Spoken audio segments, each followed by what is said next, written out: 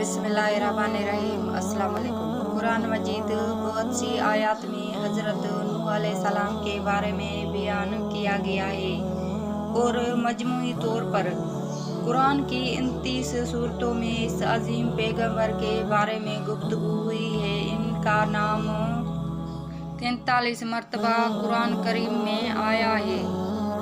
मुफस्सिरीन ने लिखा है कि नूह अलैहिस्सलाम अब्दुल गफ्फार या अब्दुल मुल्क या अब्दुल आला था और नूह का लक़ब इन्हें इसलिए दिया गया है क्योंकि वो साल अपने ऊपर या अपनी कौम पर नूह गिरिया करते रहे। आपके वालिद का नाम लमक या लामिक था। नूह अलैहिस्सलाम अल्लाह ताला के पैगंबर थे। आपने तकरीबन 950 साल तक लोगों को अल्लाह की तरफ बुलाया, मगर आपकी कौम का जवाब ये था कि आप भी हमारी तरह आम आदमी हैं। अगर अल्लाह किसी को बतौर रसूल भेजता तो वो फरिश्ता होता। सिर्फ 80 लोगों ने इनका दीन कबूल किया। नूह अलैहिस्सलाम तमाम रसूलों में सबसे पहले रसूल थे जिन्हें ज़मीन में माबूस किया गया था। नूह अलैहिस्सलाम ने इनके अजाब की बद्दुआ फरमाई, जिसके नतीजे में इन पर सैलाब का अजाब नाजिल हुआ। अल्लाह ताला ने आपकी कौम पर अजाब भेजा और आपको एक कश्ती बनाने और उसमें अहले ईमान को और हर चरिंद परिंद की एक जोड़ी को रखने को कहा। तब तूफान की शक्ल में अजाब आया और सब लोग सिवाय उनके जो हजरत नूह की बनाई हुई कश्ती में सवार थे हलाक हो गए। हालात जिंदगी आदम अलैहिस्सलाम की दुनिया में आने के बाद इनकी औलाद दुनिया में खूब पली फूली, लेकिन एक मुद्दत गुजर जाने के बाद वो लोग खुदा को भूल चुके थे और एक खुदा की बजाय उन्होंने मिट्टी और पत्थर के कई खुदा बना लिए थे। ना सिर्फ उनकी इबादत गायें बुतों से अटी पड़ी थी, बल्कि हर घर में बुत रखे हुए थे जिनकी वो पूजा किया करते थे और इनसे मुरादें मांगा करते थे। नूह अलैहिस्सलाम ने अपनी कौम को अल्लाह ताला के एहसानात जतलाकर सीधे रास्ते पर चलने की तलकीन की और उस बुरी राह से मना फरमाया। उन लोगों ने हजरत नूह अलैहिस्सलाम का मजाक उड़ाया और कहा, भला ये बताओ कि तुम नबी कैसे बन गए? तुम तो हमारे जैसे गोश्त के बने हुए हो और हम में ही पैदा हुए हो। तुम में ऐसी कौन सी चीज़ है जिससे हम तुम्हें नबी समझे? और अगर खुदा को नबी ही भेजना था तो वो किसी फरिश्ते को नबी बनाकर भेज देता। नूह अलैहिस्सलाम ने अपनी कौम को अल्लाह के एहसानात जतलाए और कहा कि चाहे कि इन बेकार बुतों को फरिश्ते छोड़कर एक खुदा की इबादत करो और मैं इसकी तुमसे कोई अजरत नहीं मांगता, तुम्हारी ही भलाई के लिए तुमको नसीहत करता हूँ। नूह अलैहिस्सलाम ने कोई 950 साल तक अपनी कौम में वाज़ो तबलीग की और कोशिश की कि वो खुदा वाहिद के सच्चे परस्तार बन जाएं, मगर उन पर कोई असर न हुआ। बल्कि हजरत नूह अलैहिस्सलाम वाज फरमाते तो उनको मजाक मस्ती में उड़ाते, कानों में उंगलियां ठूंस लेते ताकि इनकी आवाज़ कानों में ना पहुंच जाए। सिर्फ चंद लोग थे जो आप पर ईमान लाए। कौम की ये सरकशी और नाफरमानी देखकर नूह अलैहिस्सलाम ने अपने रब को पुकारा कि अल्लाह, मैं तो इस कौम से तंग आ गया हूँ, अब तू ही इनसे बदला ले।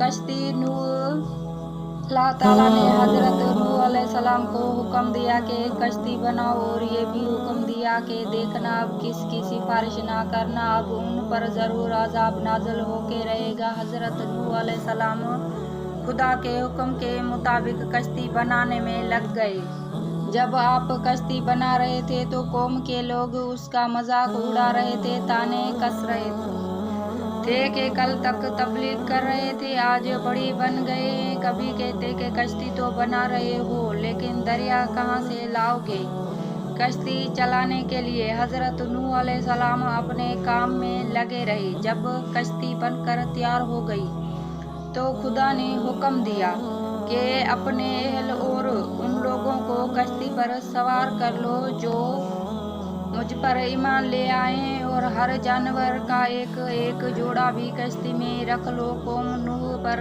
अजाब। जब सब लोग कश्ती में बैठ गए तो खुदा के हुक्म से जमीन के सोते फूट पड़े, उसके साथ ही मूसलाधार बारिश शुरू हो गई। जमीन पर पानी बढ़ने लगा और हजरत नूह अलैहिस्सलाम की कश्ती पानी में तैरने लगी। पानी बढ़ा तो हजरत नूह अलैहिस्सलाम ने देखा कि इनका एक बेटा जिसका नाम कनान था पानी में डूबने लगा है। आपने उसे आवाज दी कि अब भी आ जाओ ताकि खुदा के अजाब से बच सको, मगर उसने जवाब दिया, आप जाएं, मैं किसी पहाड़ की चोटी पर चढ़कर अपनी जान बचा लूंगा। पानी था कि थमने का नाम ही ना लेता था। दुनिया के नाफरमान और सरकश लोग इस सैलाब में फना की खाट उतर गए और हजरत नूह अलैहिस्सलाम की कश्ती जूदी पहाड़ी की चोटी पर जाकर ठहर गई। अब खुदा के हुक्म से सैलाब थम गया और जमीन ने सहारा पानी अपने अंदर जज़्ब कर लिया। अब खुदा ने हजरत नूह अलैहिस्सलाम को हुक्म दिया कि कश्ती से उतर जाओ, तुझ पर और वो लोग जो तुझ पर ईमान लाए हैं उन पर हमारी रहमतें बरकतें नाजिल होंगी। चूंकि उस तूफान में दुनिया के तमाम लोग ही फना हो गए थे, सिर्फ चंद लोग ही जिंदा बचे थे, इसलिए हजरत नूह अलैहिस्सलाम को आदम सानी भी कहा जाता है। इन्हीं की औलाद उस वक्त दुनिया में आबाद है। नूह अलैहिस्सलाम की औलाद। नूह अलैहिस्सलाम के 3 बेटे तूफान से बच गए थे क्योंकि वो मुसलमान थे, हाम, साम, याफस। मोरखीन का नजरिया है कि गिरा जमीन के इस वक्त की तमाम नस्लें इंसानी के बाज गश्त इन्हीं तीनों फर्जिंदों की तरफ है। एक गिरवा हामी नस्ल है जो अफ्रीका के इलाके में रहते हैं, दूसरा गिरवा सामी नस्ल है जो शिरक और सत और मुशरिक करीब के इलाकों में रहते हैं, और याफिस की नस्ल को चीन में आबाद समझते हैं। मज़ार-ए नूह अज़रबैजान में मौजूद एक मज़ार है जिसके मुतालिक अज़रबैजान में मशहूर है कि ये हज़रत नूह की कब्र मुबारक है। अगरचा कब्र नूह के मुकाम के मुतालिक कई रवायतें हैं। तूफान नूह तमाम करा अर्ज पे आया था या ख़ास खत्ते पे। कदीम माहिरीन फल्कियात के मुताबिक ये तूफान तमाम गिरो अर्ज पर नहीं आया था बल्कि एक खास खत तक महदूद था, जबकि बाज़ अहले इल्म के नज़दीक ये तमाम गिरो अर्ज पर हावी था। ज़मीन पर ऐसे मुतअद्दिद तूफ़ान आए जिनमें से ये एक था अरब, जहाँ कौम नूह आबाद थी कि इस सरजमीन के अलावा भी बहुत से मकामात हैं। बुलंद पहाड़ों पर ऐसे हैवानात के ढांचे और हड्डियाँ बकसरत पाई गई हैं जिनसे मुतालिक इल्म तिबकात अल अर्ज़ ये कहते हैं कि ये सिर्फ पानी में ही जिंदा रह सकते हैं। इन बात को देखते हुए अहले तहक़ीक़ की ये राय है कि तूफान तमाम गिरह अर्ज़ पर आया था। जूदी पहाड़। कुरान करीम के मुताबिक कश्ती नूह जूदी पहाड़ पर आकर ठहरी थी। जूदी पहाड़ मशरकी तुर्की में वाक़ बर्फ से ढकी एक चोटी है। आर्मेनिया की सरहद से 300 किलोमीटर के फासले पर वाक़ है। नूह की कश्ती शुबहात का जवाब। नूह की कश्ती जूदी पहाड़ पर आकर ठहर गई थी। 1977 में तुर्की के इस पहाड़ पर कुछ मुहिमों ने इस कश्ती को दरियाफ्त किया। अखबारात में इसकी तस्वीर शाया हुई तो यहूदियों, ईसाइयों और मल्हादीन के दरमियान एक नई बहस छिड़ गई। मल्हादीन और रोशन ख्यालों ने इस पर 4 बड़े एतराज़ उठाए। यहूद नसार इसका जवाब ना दे सके, मगर कुर्बान जाएं कि कुरान मजीद में इनके तमाम एतराज़ात का जवाब पहले से मौजूद है। पहला एतराज़, बगैर किसी टेक्नोलॉजी के 6000 साल कबल ऐसी अजीम अलशान कश्ती बनाना कैसे मुमकिन हुआ जो इतना वजन उठाकर लंबे अरसे तक समंदर में सफ़र करती रही और हमने इसे तख्तों और कीलों वाली कश्ती पर सवार कर लिया। तहकीक के बाद इस कश्ती से धाती कीलों और तख्तों के आसार मिले हैं। कीलों और तख्तों की वजह से ही ये मुमकिन हुआ। अल्लाह जलशाना ने नूह अलैहिस्सलाम को इसका इल्म अता फरमा दिया था। दूसरा इतराज, इस जमाने में इतनी बड़ी कश्ती कैसे बनाई जा सकती थी जिसमें दुनिया भर के जानवरों के जोड़े सवार हुए।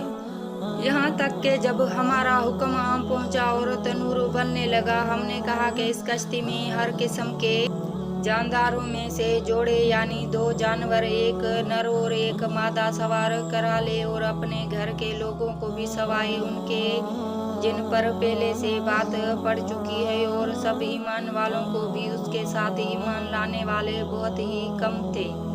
यानी ये कश्ती कोई आम कश्ती नहीं थी बल्कि बहुत बड़ी कश्ती थी। ये कश्ती 3 मंजिला है और बहुत बड़ी कश्ती थी। ये कश्ती 3 मंजिला है और बहुत लंबी चौड़ी है। इसमें 522 रेल के सवार किए जा सकते हैं। 25,000 जानवरों की गुंजाइश मौजूद है, इसलिए इतने जानवरों का समा जाना बिल्कुल दुरुस्त है। तीसरा इतराज, इतनी बड़ी कश्ती इतनी अजीम तूफान में बगैर लंगर के कैसे तैर सकती है।